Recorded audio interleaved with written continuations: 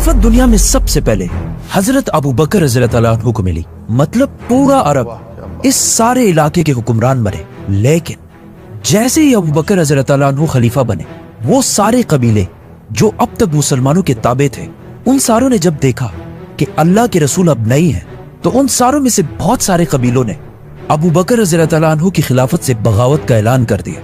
आप सल्लल्लाहु अलैहि वसल्लम के टाइम पर ये इस्लामिक एम्पायर इस सारे इलाके पर फैली हुई थी, लेकिन अरब कबीलों की बगावत के बाद अब इस्लामिक एम्पायर सिर्फ इतने इलाके तक महदूद रह गए। और ये जो निशान है, इन सारे इलाकों में बगावतें हुई। ये सारी बगावतें एक जैसी नहीं, बल्कि इनकी दो टाइप्स थी। एक, जिन्होंने रसूलुल्लाह सल्लल्लाहु अलैहि वसल्लम के बाद मदीना की खिलाफत को ज़कात देने से इनकार कर दिया, और दूसरे वो जिन्होंने तो हद ही कर दी। उन्होंने रसूलुल्लाह सल्लल्लाहु अलैहि वसल्लम की अजीम कामयाबी देखकर उसे कॉपी करने की कोशिश की और नबूवत का झूठा दावा।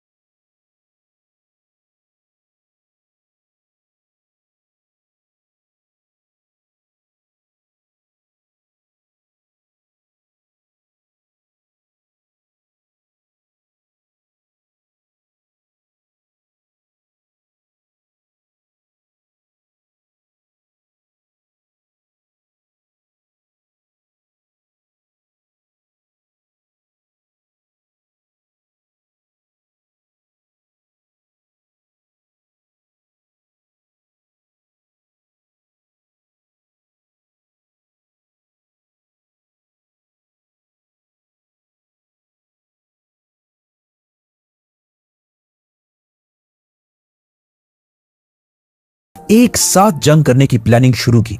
सबसे पहले उसामा रज़ियल्लाहु अन्हु अपनी फौज के साथ रोमन एम्पायर, बिजेंटीन एम्पायर की तरफ रवाना हुए।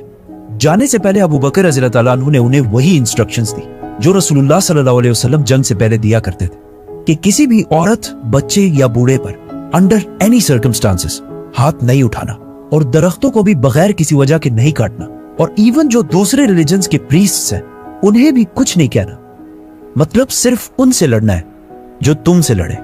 ये फौज रोमन एम्पायर के इलाकों में दाखिल हुई और बहुत तेजी से कामयाब होने लगी और बहुत सारे इलाकों को दोबारा फतह कर लिया। लेकिन जैसे ही ये फौज मदीना से रवाना हुई, अरब के झूठे पैगंबरों में से एक तुलैहा ने सोचा कि ये बेस्ट टाइम है मदीना पर हमला करके इसे खत्म करने का, क्योंकि मदीना से बहुत सारे लोग रोमन एम्पायर से लड़ने के लिए गए थे और मदीना के अंदर मदीना को डिफेंड करने के लिए बहुत कम लोग बचे हैं।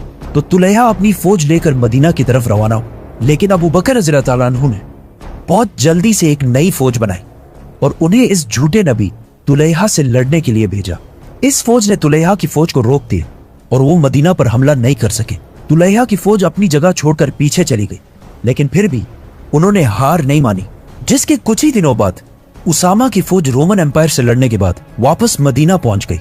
अब मदीना बिल्कुल सिक्योर हो चुका था, क्योंकि मुसलमानों की सारी फौज मदीना पहुंच चुकी थी। तो अबू बकर रज़ियल्लाहु अन्हु ने पूरे अरब को वापस इस्लाम की तरफ लाने के लिए मुसलमानों की फौज को 11 हिस्सों में डिवाइड किया, क्योंकि मुसलमानों ने अब ऑलमोस्ट पूरे अरब से लड़ना था, सिवाय मक्का के।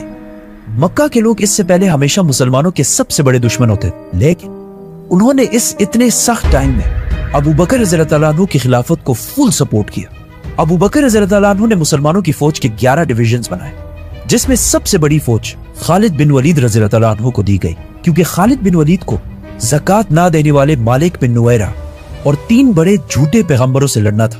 तुलैहा जो मदीना के सबसे करीब था, सजा जो एक फीमेल फॉल्स प्रॉफिट थी, और सबसे आखिर में मुसैलमा।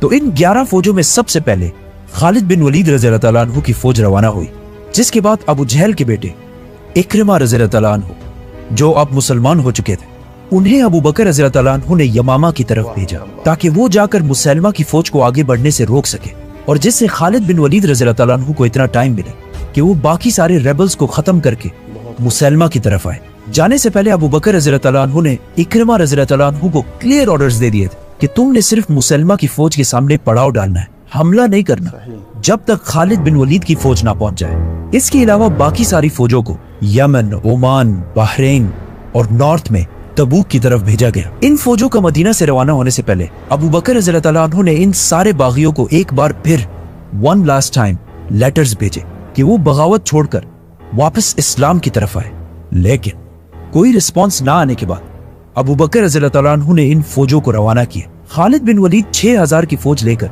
मदीना से ईस्ट की तरफ रवाना हुए, जहां तुलैहा अपनी फौज लेकर उनका इंतजार कर रहा था, जो मुसलमानों की फौज से काफी बड़ी थी। मीनवाइल मदीना में अबू बकर रज़ी अल्लाह तआला अन्हु अरब के लोकल ट्राइब से इस फौज के लिए लोग जमा कर रहे थे। आखिर खालिद बिन वलीद और तुलैहा की फौज आमने सामने आई। तुलैहा अपनी फौज के बिल्कुल पीछे खड़ा था और अपने लोगों को बार बार बोल रहा था कि मेरे खुदा ने मुझे कहा है कि आज हम ये जंग जरूर जीतेंगे। जैसे ही जंग शुरू हुई, मुसलमानों की फौज खालिद बिन वलीद की लीडरशिप में दुश्मनों की रैंक्स को बहुत आसानी से तोड़कर आगे बढ़ने लगी और उनके सेंटर तक पहुंच गई। दुश्मन की फौज से लोग भागकर तुलैहा से पूछने लगे कि कहाँ है तुम्हारे खुदा की मदद, जिस पर वो अपने लोगों से झूठ बोलता रहा। लेकिन आहिस्ता आहिस्ता उसके साथ सारे लोगों को उसके झूठ की समझ आने लगी और वो उसे छोड़कर जंग से भागने लगे। तुलैहा भी ये देखकर जंग छोड़कर शाम की तरफ भाग गए और इस तरह खालिद बिन वलीद रज़ी अल्लाह तआला अन्हु ने अरब के पहले झूठे नबी को खत्म कर दिया। लेकिन इस जंग के कुछ ही अरसे बाद तुलैहा ने वापस आकर इस्लाम कबूल कर ली और अबू बकर रज़ी अल्लाह तआला अन्हु ने उन्हें माफ भी कर दी और फिर कुछ साल बाद उन्होंने इस्लाम के लिए अपनी जान भी दी। तुलैहा जैसे ताकतवर और रिच बागी को इतने आसानी से हराना अरब के सारे बागियों के लिए पहला बड़ा धचका था। मुसलमानों की ये कामयाबी देखकर अरब के सारे रेबल्स डरने लगे और अब तक ये सारे बागी जो छोटे छोटे ग्रुप्स में मुसलमानों से लड़ते थे, यूनाइट होने लगे। जैसे सजा, जो एक फीमेल फॉल्स प्रॉफिट, वो खालिद बिन वलीद की फौज से डरकर अपने कबीले के साथ अरब के सबसे बड़े बागी मुसैलमा कज़्ज़ाब के पास आई और उनसे शादी कर ली। शादी के बाद इन दोनों ने अपने कबीले और फौजों को यूनाइट करके एक बहुत बड़ी फौज बनाई। खालिद बिन वलीद रज़ी अल्लाह तआला अन्हु ने जब ये इलाके फतह किए तो आसपास के सारे कबीले वापस इस्लाम की तरफ आए और खालिद बिन वलीद के सामने सरेंडर कर दिए, सिवाय एक कबीले जिसके लीडर का नाम था मालिक बिन नुवैरा, जिसे इससे कुछ साल पहले रसूलुल्लाह सल्लल्लाहु अलैहि वसल्लम ने खुद अपने कबीले का टैक्स कलेक्टर बनाया था। लेकिन रसूलुल्लाह सल्लल्लाहु अलैहि वसल्लम की वफात के फौरन बाद मालिक बिन नुवैरा ने अबू बकर रज़ी अल्लाह तआला अन्हु को ज़कात देने से इनकार कर दी और ज़कात के सारे पैसे मुसलमानों की कैपिटल मदीना पहुंचाने के बजाय अपने कबीले वालों को वापस दे दी। खालिद बिन वलीद मुसलमानों की फौज लेकर गए और इस कबीले के सरदार और उसके साथियों को सजाए मौत दे दी और इस तरह ये मसला भी हल हो गया।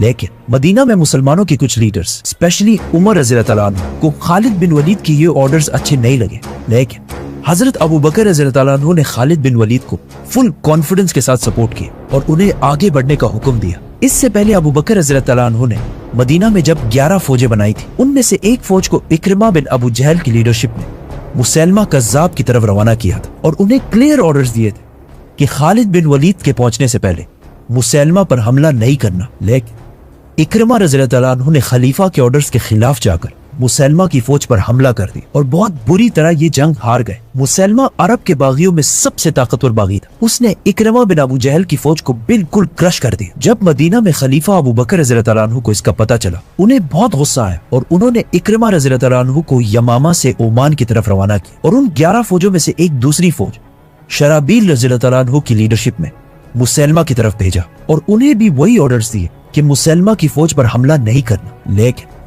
शराबील रज़ी अल्लाह तआला अन्हु ने भी मुसैलमा की फौज पर हमला कर दिया और वो भी जंग हार गए। इससे मुसैलमा की फौज की ताकत का अंदाजा लगा, क्योंकि मुसलमानों की 2 फौजों को हराना कोई आसान काम नहीं था। नाउ जैसे ही खालिद बिन वलीद इन बाकी इलाकों को फतह करने से फारिग हुए, अबू बकर रज़ी अल्लाह तआला अन्हु ने उन्हें मैसेज भेजा कि अब फाइनली इट्स टाइम कि अरब के सबसे बड़े बागी मुसैलमा कज़्ज़ाब से एक फाइनल जंग लड़ी जाए, जिसे ये नाम कज़्ज़ाब खुद रसूलुल्लाह सल्लल्लाहु अलैहि वसल्लम ने दिया, जिसका मतलब है सबसे बड़ा झूठा। मुसलमानों की बाकी 10 फौजों ने यमन, ओमान, बहरीन और तबूक की छोटी छोटी बगावतों को खत्म कर दिया और अब सारे यमामा में इस फाइनल जंग की तरफ देख रहे थे। क्योंकि इसी जंग ने अब पूरे अरब का, एंड नॉट ओनली अरब, आने वाली पूरी दुनिया का फ्यूचर डिसाइड करना था। क्योंकि अगर वो जंग मुसलमान हार जाते तो आज दुनिया की हिस्ट्री बहुत डिफरेंट होती। अबू बकर रज़ियल्लाहु अन्हु ने मदीना और उसके सराउंडिंग से एक और फौज खालिद बिन वलीद की मदद के लिए रवाना की और आखिर मुसलमानों की 13,000 फौज लेकर खालिद बिन वलीद रज़ियल्लाहु अन्हु यमामा के मैदान पहुंचे, जहां सामने मुसैलमा कज़्ज़ाब की 40,000 की फौज उनका इंतजार कर रही थी।